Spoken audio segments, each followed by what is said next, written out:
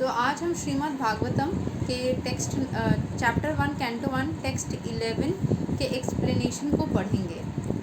आत्मा और self is distinguished from matter and material elements. It is spiritual in constitution and thus it is never satisfied by any amount of material planning. तो हमने जो first sentence पढ़ा कि आत्मा जो है वो मटेरियल एंड मटेरियल एलिमेंट्स से डिस्टिंग्विश्ड किया जा सकता है। डिस्टिंग्विश्ड फ्रॉम मैटर, मैटर से अलग है, मटेरियल एलिमेंट से अलग है। उसके अंदर एक स्पिरिचुअल एनर्जी होती है, इसीलिए आत्मा कभी भी मटेरियल चीज़ों से खुश नहीं होती। इसका क्या मतलब है, एग्जाम्पल से बता रही हूँ। कभी भी आप बहुत दुखी हो या फिर आपको उतना ज़्यादा मज़ा नहीं आ रहा है तो आपने शॉपिंग कर ली। शॉपिंग जब हम करते हैं तो मटेरियल चीज़ें हम खरीदते हैं, है ना, मटेरियल चीज़ों के साथ में जाते हैं। या फिर हमने बहुत ज़्यादा कुछ मटेरियल खाना खा लिया, टेस्टी वाले खाना खा लिया, या फिर जैसे कि हम किसी भी तरीके के जगह पे घूमने चले गए, तो ये सारे ना मटेरियल चीज़ें हैं। तो इससे आपको खुश मिलेगी बट आत्मा तृप्त नहीं होगी। इसीलिए आप कितना भी शॉपिंग कर लो, आपको इंस्टेंट सेंस ग्रेटिफिकेशन वाला फीलिंग आएगा, आपको इंस्टेंटली खुशी फीलिंग आएगा, बट वो बहुत देर तक खुशी वाली फीलिंग नहीं देगी। You will not feel that happy for a longer amount of time. ठीक है, तो इसीलिए हमें आत्मा को खुश करने के लिए, आत्मा एक स्पिरिट है, तो स्पिरिचुअल चीज़ें ही हमें शांति एंड खुशी एंड तृप्त वाला फीलिंग दे सकता है। जब मैं किसी को बोलती हूँ कि क्या आप स्पिरिचुअलिटी करते हो, मैं जिस प्रोफेशन से होती हूँ एंड मैं जिस तरीके का इंसान हूँ, हर तरीके से मैं स्पिरिचुअलिटी को ही सत्य मानती हूँ। ये मेरा बाय डिफ़ॉल्ट नेचर है। ठीक है, अभी जब भी मैं किसी को पूछती हूँ कि क्या आप स्पिरिचुअलिटी करते हो, जो लोग नहीं करते हैं वो बोलते हैं कि ऐसा कुछ नहीं होता, बट वही सबसे ज़्यादा परेशान है। जो बहुत स्पिरिचुअल रहते हैं उनके लाइफ में परेशानी आने के बावजूद भी वो उस परेशानी को खुद ब खुद हैंडल कर पाते हैं। ठीक है, so the main thing is that. और बहुत सारी अलग अलग चीज़ें होती है, जैसे कि मान लो आप किसी परेशान स्थिति में हो, आप किसी एस्ट्रोलॉजर के पास जाते हो, उसको दिख रहा है कि आपकी ये घटना बहुत ज़्यादा नेगेटिव है और आपको सक्सेस नहीं मिलने वाली है। कुछ लोग आपको मुंह पे बोल देंगे कि आपको सक्सेस नहीं मिलेगी, बट कुछ लोगों को दिखेगा कि अगर मैं नहीं बोलने वाला हूँ या बोलने वाली हूँ, उसके बाद में इसकी मानसिक स्थिति बहुत बिगड़ जाएगी और इसकी ऐसे भी काम नहीं बननी है, वैसे भी नहीं बननी है, बट मेरे बोलने के बाद ये दुखी हो जाने के कारण मुझे दोष दे देंगी या दे देगा कि इनके बोलने के वजह से मेरी मानसिक स्थिति ख़राब हो जाने के वजह से मैं परफॉर्म नहीं कर पाया या कर पाई, इसीलिए मेरा ऐसा हुआ, तो इनके वजह से हुआ। तो अगर मैं इनको बता देता हूँ या बता देती हूँ ये चीज़, तो ख़राब हो गई मैं।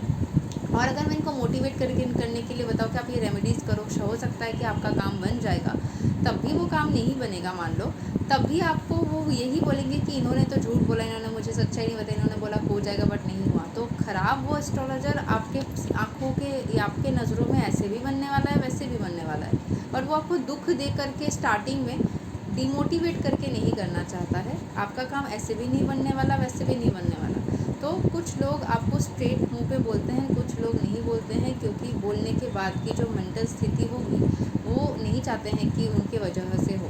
ठीक है, सो जब भी वो आपको स्पिरिचुअल रेमेडीज़ दे रहे हैं, आपको पूरा समर्पण करना है ईश्वर के आगे और समझ लेना है। ये मैं बता देती हूँ, जब भी कोई एस्ट्रोलॉजर आपको रेमेडीज़ बताता है, इसका मतलब यही है कि आपका वो काम बनने के चांसेस कम है। जब वो आपको बता देता है कि ये शायद बन ही जाएगा, आप चिंता मत लो, मतलब वो दिख रहा है वो बन जाएगा। जब वो बोलता है कि बन ही जाएगा बट आप ये रेमेडी करो, तो चांसेस है कि वो नहीं बनेगा। ठीक है, सो पूरा स्थिति जो है कर्म करने के साथ साथ ईश्वर को के पास में हृदय से समर्पित करो। अगर वो आपके लिए सही बनना होगा वो बन जाएगा। और दूसरा चीज़, बिल्कुल भी एक्सपेक्टेशन मत रखो, न्यूट्रल रहो इस भावना के साथ में कि शायद ये काम नहीं बनेगी, तो मुझे इस बारे में ज़्यादा सोच करके नेगेटिव या पॉजिटिव कुछ भी नहीं सोचना है, न्यूट्रल रहना है, कर्म करना है, और अगर ये नहीं बनता है तो मुझे क्या करना चाहिए वो भी दिमाग में रेडी रखना है। ठीक है, so whenever somebody gives you a prediction कि ये चीज़ शायद बने ना बने, आप ये रेमेडी कर लो, तो इसका मतलब है कि शायद वो काम नहीं बनेगी, तो मेंटली प्रिपेयर्ड रहना है। उनके वजह से बनना या उनके वजह से नहीं बनना पॉसिबल नहीं है, वो तो बस गाइड कर रहे हैं। बनना या नहीं बनना आपके खुद के कर्म और साथ साथ भगवान की एनर्जीज़, उनकी कृपा, उनकी जो भी इच्छाएं हैं वो मिलकर, भगवान की इच्छाएं नहीं होती है कहीं पे भी, बट हाँ भगवान की कृपा ज़रूर होती है। भगवान कभी कभी कृपा करके चीज़ों को मैजिक बना दे सकते हैं। ठीक है, सो मटेरियल चीज़ें आत्मा को खुश नहीं कर सकती है. There are many varieties of approaches which are recommended for different types of living beings in different times and at different places. बहुत सारे अलग अलग चीज़ आत्माओं को रेकमेंड किया जाता है, अलग जगह के हिसाब से, अलग टाइम के हिसाब से, अलग तरीके के लिविंग बींग्स को अलग अलग चीज़ें रेकमेंड किया जाता है. Consequently the number of revealed scriptures are innumerable. Scriptures जो है वो बहुत सारे हैं. देयर आर रिवील्ड स्क्रिप्चर्स मतलब जिसके बारे में पता चला है. बहुत सारे नॉट रिवील्ड वाले स्क्रिप्चर्स भी है जिनके बारे में हमें पता नहीं चलती है, वो सारे गुप्त रह जाती है. सो रिवील्ड स्क्रिप्चर्स बहुत सारे हैं. There are different methods and prescribed duties recommended in this various scriptures taking into consideration the fallen condition of the people in general. In the age of Kali, the sages of Naimisaranya suggested that Sri Suta Goswami relate the essence of all such scriptures, because in this age it is not possible for the fallen souls to understand and undergo all the lessons of all these various scriptures in a varna and ashrama system. तो बहुत सारे duties अलग अलग scriptures में mentioned है, methods mentioned है जिस तरीके से हमें चलना चाहिए जीवन में.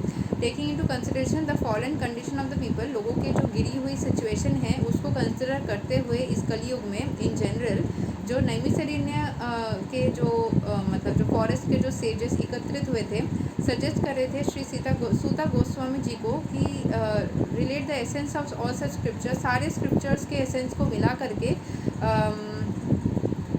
because in this age it is not possible for fallen souls to understand and undergo all the lessons. क्योंकि ये जो गिरी हुई आत्माएं हैं, नेगेटिव आत्माएं हैं, गिरा हुआ इंसान, गिरी हुई आत्मा, इनके पास में मतलब कोई चांस नहीं है कि ये सारे लेसन्स को अच्छे से समझ पाए, पढ़े.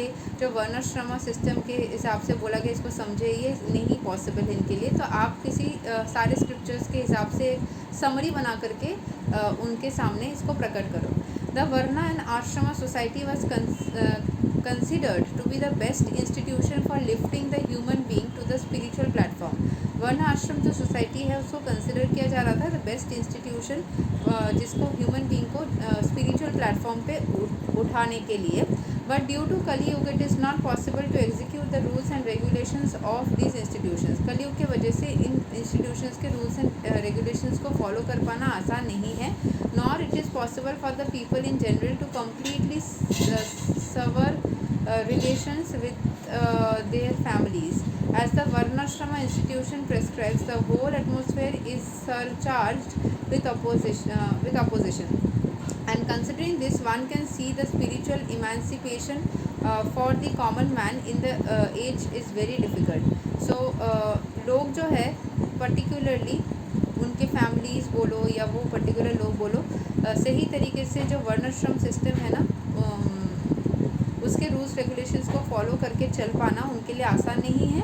एंड जो एटमॉस्फेयर है, the whole atmosphere is surcharge with opposition. And considering this, one can see the spiritual emancipation for the common man in this is very difficult. इस दौरान लोगों के अंदर स्पिरिचुअल होने की जो इच्छाएँ हैं वो भी कम है. The reason the sages presented this matter to Sri Suta Goswami is explained in the following verses. कि क्यों sages ने इस मैटर को प्रेजेंट किया वो आगे और भी एक्सप्लेन किया गया है. लेकिन मेन चीज़ है कि लोगों की इच्छाएं भक्ति के प्रति सिचुएशंस के वजह से कम होना, एंड लोग भक्ति पहले के ज़माने के जैसा ना करना, या लोगों के अंदर जो डिस्ट्रैक्शंस है उसको सही करना इजी वे में, सिंपल वे में, इस वजह से ही सारे सेजेस यही चाह रहे थे. इसीलिए वो सूता गोस्वामी को बोल रहे थे कि सारे स्क्रिप्चर्स को आप पढ़े हुए हो, आप सब कुछ मिला करके एक समरी बोलो कि क्या एग्जैक्टली करना सही रहेगा जिससे कि लोग स्पिरिचुअल लेवल तक ऊपर ग्रो कर पाए. ठीक है, सो यही तक है टेक्स्ट नंबर 11 का explanation of Shrimad Bhagavatam. Thank you so much. Hare Krishna, Radhe Radhe, जय श्री राम.